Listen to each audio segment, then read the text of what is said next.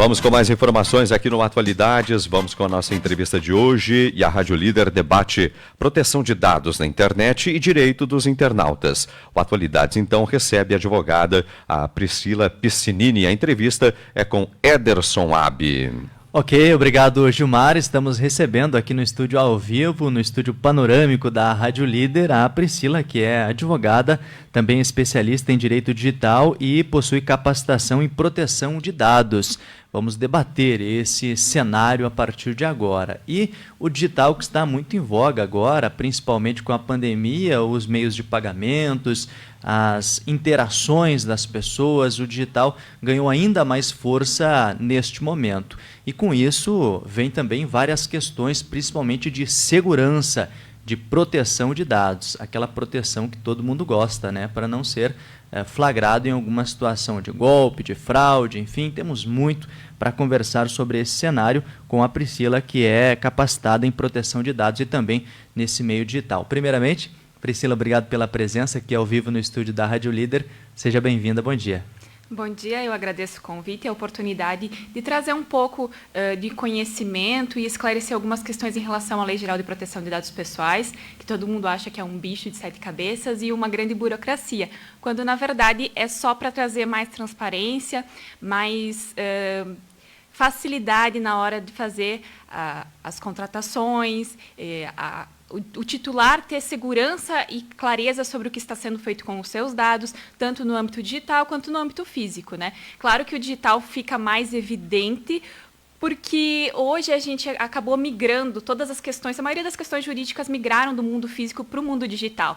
A maioria das nossas transações comerciais, tudo é feito no âmbito digital. Então, a gente acaba tendo que ter uma preocupação maior no âmbito digital, mas a proteção de dados já é bastante antiga, né? E ela só vai mudando de figura e a lei vem regulamentando e demonstrando novas possibilidades do que o titular pode requerer, de como as empresas têm que agir nesse momento. O que precisamos observar nesse cenário? Quais são os pontos mais importantes, Priscila? De início, as empresas vão ter que ter cuidado em relação a quais dados elas armazenam, de que forma elas tratam esses dados, o que elas fazem com esses dados. As empresas que, por exemplo, possuem dados somente para uso próprio, vão ter que ter um tipo de cuidado. Empresas que transfiram esses dados para outras empresas ou façam algum tipo de negociação em relação aos dados, terão outro tipo de cuidado. Porque o titular hoje tem a possibilidade de solicitar quais informações tem, o que faz com essas informações, de que forma elas são guardadas, qual é a segurança dessas informações, se elas estão criptografadas, se qualquer pessoa tem acesso, se eu posso, por exemplo, na tua empresa, acessar o seu computador e pegar as informações que tem sobre determinado cliente. Então, são várias situações em que o titular tem garantia desses direitos e que ele pode requerer informações. As empresas são obrigadas a informar e dar transparência, clareza a tudo que está sendo feito. Por exemplo, a lei não proíbe que você venda seus dados. Você tem essa possibilidade. Mas você tem que dar ciência para o titular de dados que você vai fazer negociações com os dados dele. E é uma opção dele aceitar ou não isso.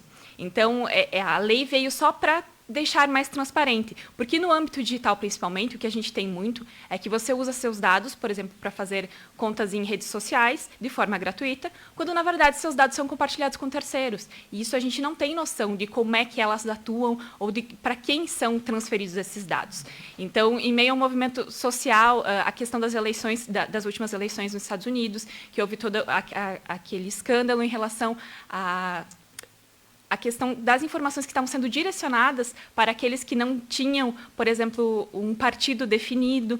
Então, tudo isso gerou um movimento mundial e já existem leis em vários lugares que exigem que todos tenham um nível básico de segurança. E esse nível de segurança vai depender também do porte da empresa, do tipo de dados, quais informações são tratadas. Quando eu falo em empresa, eu tenho que lembrar também que não só pessoa jurídica, mas pessoas físicas que também tratem dados com finalidade econômica, por exemplo, o teu contador, o teu advogado, um prestador de serviço que possua um cadastro com informações suas. Todas essas pessoas têm que estar adequadas e ter um nível mínimo de conhecimento, pelo menos, de quais dados você tem na sua empresa. Hoje, se você questionar alguém, ele não vai saber te dizer que informação de cliente ele tem, nem onde fica armazenado ou de que forma isso acontece. E fica mais difícil para a pessoa também saber o que está acontecendo? Esse conhecimento ela tem hoje, será? Hoje, obrigatoriamente, como a lei já entrou em vigor, a empresa vai ter que fornecer. Os caminhos que a gente tem hoje, porque existe uma Autoridade Nacional de Proteção de Dados, ela está sendo estruturada. E junto com ela vai vir todo um procedimento administrativo para você fazer essas solicitações e de que forma isso vai se dar. Existem penalidades pesadas em relação às empresas e que elas vão ter que estar atentas a cumprir esses pedidos, essas solicitações dos clientes, né? E hoje o caminho é o quê? Você vai solicitar para a empresa, se ela não te responder, você pode procurar o PROCON, porque a própria lei autoriza a busca pelo PROCON para tentar resolver isso de forma amigável, mas também já existem pessoas que estão ajuizando ações. A gente teve um exemplo há umas 3 semanas, na 13ª Vara Civil de São Paulo, na qual uma empresa, uma incorporadora, vendeu um apartamento para uma pessoa e na semana seguinte essa pessoa começou a receber e-mails de móveis planejados, de diversas informações, como quitar o financiamento que ele havia feito, e ele solicitou para essas empresas quem é que tinha repassado os dados. As empresas não souberam informar e elas foram penalizadas com uma multa indenizatória no valor de R$10 mil. Então, hoje a gente vê que o movimento é que as empresas têm que estar preparadas para informar os titulares dos dados o que eles têm e o que eles estão fazendo. É uma situação, inclusive, bastante comum estar até conversando sobre um determinado item, de um determinado produto, ou pesquisar um produto, e depois você, na internet, ser bombardeado com similares, né? Ou seja, alguém estava te observando, mais ou menos isso, né, Priscila? Isso, é aquilo que a gente chama de cookies, que sempre quando você abre um site, ele vai perguntar. E hoje, se vocês começam a abrir alguns sites que já estão mais preparados, eles têm mais informações. Eles abrem a possibilidade de, por exemplo, você não fornecer seus cookies para propaganda. Então, alguns sites já estão se adiantando e deixando tudo isso bastante claro. O próprio WhatsApp, Instagram, já vem mensagens de privacidade, onde você pode alterar algumas configurações, exatamente por isso, porque você tem o poder de fornecer ou não os seus dados aí para uma propaganda personalizada, que de certa forma é interessante. Se a gente for pensar, por exemplo, no Netflix, como é bom ele dar sugestões de filmes parecidos com os que você já assistiu. Baseado você no perfil da pessoa. Exatamente, você não precisa ficar procurando por horas algum filme que vai lhe agradar. Em geral, ele manda séries, filmes que sejam de acordo com o teu perfil. Então, existe uma parte boa nisso, só que antes a gente não tinha como mensurar o que estava sendo feito. E hoje há essa possibilidade. Você consegue filtrar e aí determinar. Não, para esse site é interessante que eles conheçam o meu perfil e nesse site aqui eu não tenho interesse em que eles conheçam o meu perfil. Então, tudo isso é bastante interessante até para a nossa autodeterminação, que hoje a gente fala que a privacidade aqui no Brasil tem autodeterminação. A gente escolhe o que fazer com os nossos dados. E a lei de proteção vem ao encontro disso para justamente dar esse direito de resposta, enfim, de controle para quem é usuário. E quem precisa disso e quer fazer, qual é o melhor caminho, Priscila? Como proceder nesse caso? A lei busca bastante uma via administrativa. Então, hoje, o titular do dado, que às vezes pode nem ser cliente da empresa, mas a empresa tem os dados dela. Então, tudo isso tem que ser bastante esclarecido. Como esses dados foram para lá? Por exemplo, telemarketing, que a gente sabe que acaba ligando e tal. Como os meus dados foram parar aí? Então, a empresa tem que estar preparada para poder responder esse questionamento. De forma administrativa mesmo, você vai lá, solicita quais os dados tem. São vários incisos no artigo da lei que dizem o que você pode fazer, mas são várias coisas. Pedir informação, retificar dados, às vezes está com o endereço errado, solicitar eliminação, porque você não quer que essa empresa tenha esses dados. Então, são várias questões. E aí você faz na via administrativa, a empresa tem a obrigação de te responder. Se eles não fizerem o procedimento correto, você pode procurar o PROCON, que o PROCON também já está preparado para ajudar os titulares dos dados nas demandas, até porque eles tinham demandas anteriores à lei geral, porque a Constituição Federal, né, prevê aí essa proteção, o próprio Código de Defesa do Consumidor, na posição do consumidor, você tem esse direito de proteção. Então, hoje, a lei só esclareceu e abrangeu um pouco mais, assim, deixou mais definido o que pode ou não ser feito. Nesse caso, quando a gente navega na internet, é possível que, sem querer ou sem muita atenção, pela displicência mesmo, autorizar essa utilização e depois correr atrás e perceber que foi autorizado. Por exemplo, já vi vários sites em que diz apenas que vai utilizar os cookies, enfim, e dá um ok e prosseguir. Não tem ali a opção não quero, ou muitas vezes ler os termos, as regras, E aí é uma lista enorme, né? Uma folha muito grande. E geralmente a pessoa não lê, né? E ali naquelas letras miúdas tem uma suposta autorização para a utilização dos dados. Isso é possível? Depois não tem o que fazer? Como funciona? Isso mudou um pouco de figura agora, porque se você precisar fazer algumas determinadas situações com os dados, por exemplo, eu vou transferir para terceiros por algum outro motivo, eu tenho que deixar isso de forma clara. Então, por mais que tenha o cadastro ali... Isso, aquele negócio de privacidade imenso, vai ter um campo que vai estar mais destacado, informando, esses dados podem ser trocados com determinadas empresas para enviar, por exemplo, um marketing mais adequado ao seu perfil. E sim, você pode hoje, a maioria dos sites, e é a obrigação deles terem opção para você deixar de consentir, por exemplo, com a tua venda de dados. A gente menciona bastante isso, eu tive até um professor que comentou que numa viagem internacional, ele precisava fazer uma viagem lá dentro do próprio país, e isso se fazia através de uma agência de turismo. O valor para você fazer essa viagem sem informar os dados eram tantos dólares, e informando os dados eram tantos dólares mais barato. Então, você podia optar por exemplo, vender os seus dados. Mas essa é a liberdade que a lei quer dar. Você sabendo que você está dando teus dados para depois você receber propaganda, provavelmente, em relação a outras viagens, outros destinos, enfim.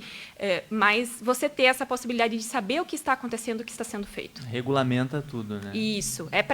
Basicamente, dar transparência para as relações. Claro que as empresas vão ter que se preocupar, porque são muitas... A maioria delas não tem controle nenhum sobre essas informações. É necessário fazer um levantamento, um mapeamento desses dados, ver o que é realmente interessante para a empresa manter. Ela vai ter que ter todo um ciclo de vida desses dados, porque eliminar não é simplesmente apagar, tem que ter um procedimento escrito de como vão se dar essa eliminação de dados. É toda uma regulamentação interna da própria empresa. E aí, quando a gente menciona que, por exemplo, ela não vai só no âmbito digital e também no âmbito físico, a gente traz um pouco para a nossa realidade, de quando você vai e compra um imóvel em uma incorporadora daqui, por exemplo, e eles contam para alguém de uma loja, e essa pessoa dessa loja te conhece e vai e conversa com você. Às vezes não há nem a transferência do dado em si, apenas a informação de que fulano, isso também não pode mais ocorrer. Então, é uma mudança de cultura na qual os próprios funcionários das empresas, às vezes a empresa nem sabe que eles estão fazendo isso, vendendo dados, vendendo informação, que é estritamente importante e relevante. Então, mudar a cultura, inclusive até do corpo funcional, de que esse tipo de informação não deve sair da empresa, quem tem acesso a essas informações, é realmente necessário que todo mundo saiba o que acontece ou deixa de acontecer em relação às pessoas, porque são todas informações, né? Tanto nome, CPF, endereço. Às vezes a gente acha que só isso é dado pessoal, mas informações que possam definir, identificar uma pessoa em si, também são dados pessoais. Apesar de, na rua tal, existem 100 moradores, mas você fala, na rua tal, a pessoa de cabelo ruivo, só tem uma pessoa, você já identificou ela. Isso é dado pessoal. Então, vai muito além do que nome, endereço, CPF. A gente até menciona algumas coisas em relação, nas relações do trabalho mesmo, que também envolve a Lei Geral de Proteção de Dados, que hoje você tem o cadastro dos seus funcionários ao alcance de qualquer um, né? Você tem as fichas dos seus funcionários. E aí um funcionário mal intencionado vai lá, pega informação de que, por exemplo, um funcionário teu é soro positivo, porque consta essa informação no cadastro da empresa, né? Uhum. E aí ele espalha para todo mundo. Isso gera uma discriminação. São muitos problemas consequentes acesso a determinadas informações. A gente até diz que esses dados são sensíveis, que eles merecem uma proteção maior. Hoje a gente não pode deixar eles simplesmente numa pasta que qualquer um pode acessar. Uhum. Então, dados médicos também, a gente sempre faz essa ressalva. Você vai no consultório, as informações do paciente estão na entrada do consultório. Se a secretária saiu, por exemplo, para ir no banheiro, você pode ir lá, pegar a ficha de qualquer um e saber o que a pessoa tem. E isso não deve acontecer dessa forma. Então, por isso que todos esses mecanismos, tanto no meio digital quanto no meio físico, foram criados para que as pessoas tenham mais segurança e mais transparência em relação aos dados. Antes da gente encerrar, Priscila, também vale a observação de que o conhecimento é importante nessa hora, né? A internet está aí, nós estamos agora no digital, estamos ao vivo na internet, em áudio e vídeo. Então, toda a vida cotidiana está modificando por conta da internet, né? O digital cada dia está mais presente e ele é o presente hoje e é o futuro também, né? O mundo vai se digitalizar o mais rápido possível e é importante as pessoas terem esse conhecimento, né? Isso. A gente até comenta que para fazer uma adequação total à Lei Geral de Proteção de Dados hoje, você precisa de segurança da informação. porque a maioria dos dados acabam ficando no ambiente digital e hoje as pessoas especialistas em segurança da informação são escassas. Todo mundo já tem muito trabalho, porque todo mundo está dependendo dessa mão de obra especializada. Então, a gente sempre fala sobre cuidados básicos. A tua empresa tem um software licenciado, um antivírus pago, porque a gente sabe que versões grátis do antivírus, eles usam seus dados. Então, assim, cuidados mínimos. Tudo bem, a pandemia afetou todo mundo, a gente não tem dinheiro para fazer um investimento nesse momento. Às vezes, até para adequação ou para alguns pontos até do teu próprio sistema, do teu software. Mas você pode ir se preparando para o orçamento do ano que vem. Às vezes, eu tenho que investir tanto em decoração. Não, deixa isso que não vai fazer tanto efeito. E garante que as pessoas vão ficar mais seguras de ir na tua empresa e saber que seus dados estão protegidos. Isso também é uma forma de você vender a sua empresa como uma empresa melhor. Você sai na frente dos seus concorrentes sendo uma empresa cumprindo a lei. E isso é bem importante até para que a gente possa continuar aí cada vez mais indo para o ambiente digital e tendo mais segurança nas transações. Bacana. Priscila, obrigado pela tua presença, pelo esclarecimento. Muito bem-vindo, em um mundo digital hoje que vivemos. Obrigado pela presença aqui. Eu que agradeço. Ok, conversamos hoje então com a Priscila Piscinini, que é advogada, também especialista em direito digital e possui capacitação em proteção de dados, explicando um pouquinho esse cenário que ficou ainda mais forte com a pandemia e as transações digitais, evitando o contato físico, o contato digital ficou ainda mais forte e por esse motivo é importante ter proteção, ter segurança, não somente no mundo físico, mas no mundo digital. Gilmar. Muito bem, agora são 10h25. O feijão é uma leguminosa muito rica em nutrientes, fornecendo, além da vitamina B1 e de outras do mesmo complexo, proteínas, fibras alimentares e ferro. Outros minerais